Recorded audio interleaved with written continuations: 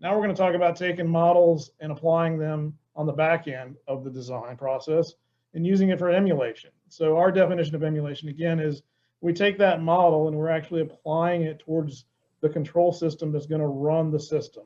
And we're going to look at trying to use that model for virtual commissioning, validate that the system's operating as was designed, and to ensure that we can train operators and do some design of experiments to ensure that the throughput is what we anticipated before we even build the system, right?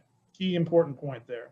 So some of the value points that we've seen in our business, working with our customers, is it allows us to, again, lower that investment risk, particularly with startup costs. We do a lot of work with customers that do obsolescence and rip and replace, right? Update software, update hardware.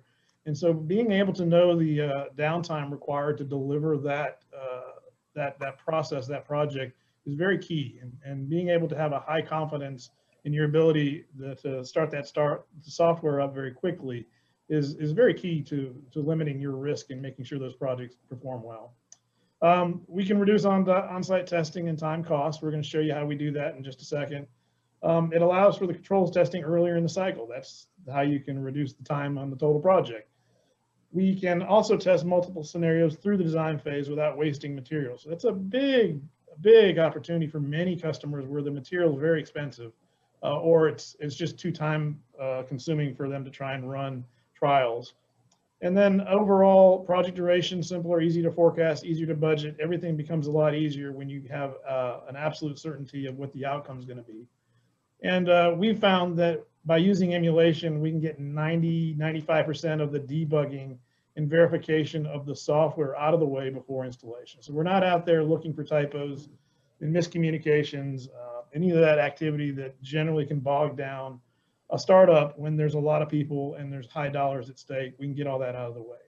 And that turns out to deliver vertical startups and shorter downtimes. And that really is the bottom line and why you make the investment in putting in a model together for emulation prior to going to startup.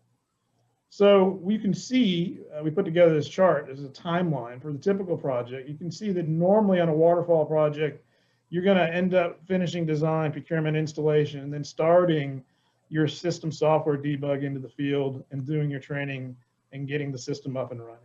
And the curves associated with that, while you're teaching people on equipment that maybe is still getting started up, it ends up having this hump, right? The roller coaster curve where we get the engineers out there, they get it to a certain level, we hand it off and it falls, and then we go back up and climb that curve. By getting the training and the logic debug sooner, we not only shorten the project, we give people a better chance to actually train on a working system, that they're not trying to solve and debug the problems through that system as they do through startup. And so the curve ends up looking generally much better, and we don't have this influx in the curve for startup. And that generally relates to most of our customers into a significant money savings as well as some time savings.